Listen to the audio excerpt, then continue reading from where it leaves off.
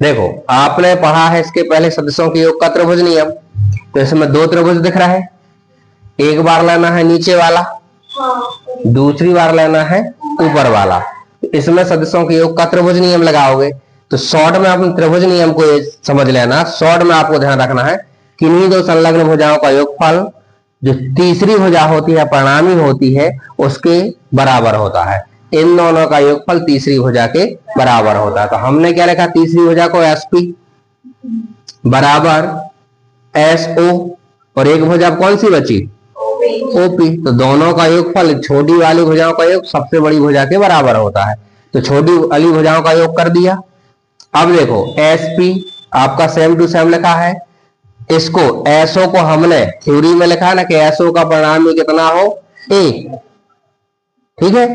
और आपकी जो ओपी भुजा है इसका परिणामी कितना लिखा है, बी। तो वेक्टर ए प्लस क्या जाएगा, वेक्टर बी। इसको अपने लिख दिया, यदि एसपी मतलब एसपी जो भुजा है उसका कुल परिणामी अपने मन से मान लें हम, क्या हो, वेक्टर आर हो, तो इसके स्थान पर वेक्टर आर बराबर vector A plus vector B. इसको यहीं छोड़ दिए, समीकरण नंबर 1। पहला त्रिभुज आपका सॉल्व हो गया।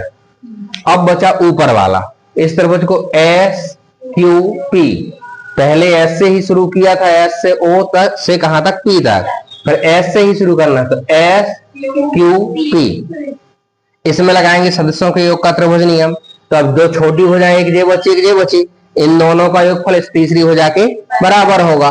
तो देखो तीसरी भुजा बराबर पहली भुजा धन दूसरी भुजा, यही किया है। एस क्यू और क्यू पी, देखो एस क्यू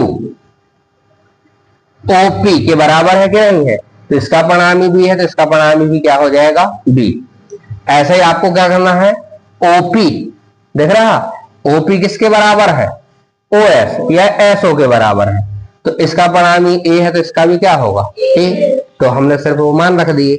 अब बस जो आपका समीकरण था उसमें मान रखो। देखो एसपी का मान कितना निकाल लिया हमने, देखो एसपी का वेक्टर आर है, वेक्टर आर बराबर जो आपका एस क्यू लिखा है, एस क्यू कितना है, तो वेक्टर भी लिख दिया, प्लस क्यूपी, क्यूपी कितना है, वेक्टर ए लिख दिया।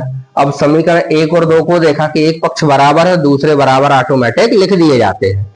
तो देखो वेक्टर आर है, वेक्टर आर एक पक्ष बराबर था, तो इसका दूसरा पक्ष क्या था, ए प्लस बी, बराबर हो जाएगा बी प्लस ए के, ठीक है।